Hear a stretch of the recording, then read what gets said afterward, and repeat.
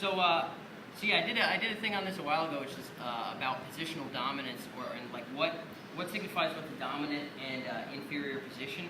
And there's all kinds of different criteria. So some people will be like, it's clearly not as cut and dry as, oh well, if you're on top, then that's a more dominant position than if you're on bottom, because there's always those orientations where you're stuck in somebody else's high close guard and that's not dominant, or different stuff when someone's on bottom but they're in a position where they have like a ton of sweep or submission opportunities, and that's clearly a more dominant position than the person on top is. So it's never black and white, but there's different kind of continuums through which to think about inferiority and dominance.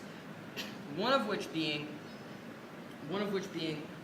submission opportunity. So yeah, there's some times where someone is on top, maybe they can add more pressure, but the person on bottom has more submission opportunity. So there's a lot of, what's that? Yeah, like leg lock orientation, some like positions that are conducive to guillotines, or close guard's a good example in some respects of that kind of thing. There's also ability to generate force. So if I am generate force upon the other person, so if I'm on top and side control, clearly I can drive off with my legs, I can use my shoulders, I have gravity, that's kind of cool, even though I'm buck 26 right now, I at least have gravity. I have my arms to squeeze them and add on to that gravity. And they on bottom, they can buck their hips a little bit, they can flare with their arms, they might try to squeeze my head or something, but in terms of who can generate more force applied to the other position, clearly that's another continuum to consider. That explains also why mount would be an ideal position to be able to work from. I mean, mounts, a lot of different ways to apply force. My entire body sitting on my opponent, etc. I have all my limbs to crank away on them, and generally speaking, they just have their arms to be able to defend. So, submission opportunity and ability to generate force. There's also movement potential, relative movement potential. So generally, as the movement potential of one player goes down, the movement potential of the other player also goes down. So if I just pull guard, my opponent's standing, which has happened many a time, we both have pretty open movement potential. I can go upside down, do crazy stuff, I can scoot around, I can stand back up, they can stay standing, they can try to cartwheel pass. There's infinite movement potential on both sides. When I'm put into a half guard, if I'm put into a half guard where my opponent has an underhook on the far shoulder, a nice crossface, and I'm more or less flattened to the mat. Now granted, he can't really move around quite as much as he could when he was up and dancing about, but his relative movement potential, mine went down maybe 7 points, his went down maybe 4.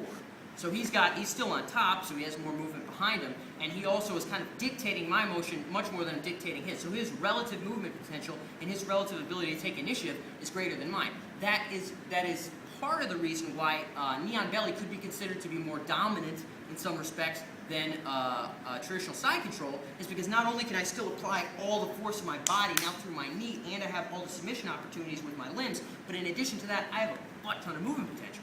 If I'm knee on belly, I can dance to the other side very quickly. I can transition to mount. I can spin to the back. I can fly into different submissions because I'm up and nimble. So knee on belly, again, relative movement potential. When I'm on knee on belly, I can still move less than I could when I was up and my opponent was up in a neutral position. But relatively speaking, in a knee on belly position, my relative movement potential is way greater than my opponent's. So submission opportunity, ability to generate force, movement potential. These are just different continuums to think about what's dominant and what's inferior. Another one that's grossly overlooked, in my opinion, is relative skill in the position. So people often will say, man, I don't really like the 50-50 because it's called the 50-50. He has the same stuff you have. But if you've repped the 50-50 like 8 billion times, and he's repped the 50-50 like 4 times, then your relative likelihood, although even if we're totally, even if me and my opponent were here, I have no weight on him, he has no weight on me, like movement potential, even. Ability to generate force, even. Relative submission opportunity, objectively, even. Relative skill level. If my opponent is, let's say, just like somebody who just owns the 50-50, then they may very well take my leg off and I don't really want to be there. If there's somebody who, in this particular position, I happen to be better than, then the advantage now goes to me. And it's not even general category specific, it's real position specific. Yeah. So it might be, like, I might be rolling with somebody whose leg locks might be a ton better than mine.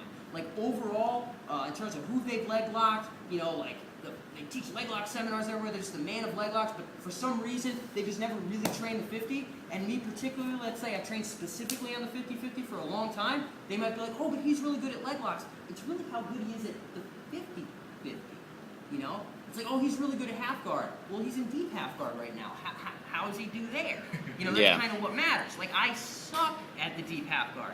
This is probably going to go online, too, and now I'm going to, you know, that's like as close as I'll get to You can get swept, on the internet. Yeah. But that's the idea is that, you know, like, I'm okay at the half, like, especially when I can start to play, like, this kind of game. Yeah, and, like, you know, I have other yeah. half guard games I like and stuff, but when I get stuck in deep half guard, I get, like, mounted triangle every single time. Or, like, inverted arm bars, like, stupid stuff I never get caught in. So, again, the continuums to think about dominance and inferiority, and no concepts are closed, by the way, so there might be other continuums we could look at potentially, but probably the four that I think are most important are going to be relative submission opportunity, objectively, right? But like objectively, from the closed guard, the guy on top objectively really doesn't have that much submission so long as the ankles stay like this, behind him. He just doesn't have it. The guy on bottom has more. Then we can talk about force generation. Now, you know, we could argue the person on bottom, the closed guard, has all their limbs to work with. The person on top has their weight to use. So force generation might be relatively even in that kind of a situation. Then we have movement potential. So you look at the relative movement potential of some people. Two people in closed guard, they're both relatively limited. That might be about even. If someone's on top in side control or in a really crushing dominant half guard, they might have more movement potential. If they're stuck in a really crappy half guard where they're about to get swept and the only move they have is to post this arm, otherwise they're going to get swept, well, then their relative movement potential might even be less than the person underneath them. Yep. So we've got submission opportunity, ability to generate force, movement potential, and then relative skill in that position.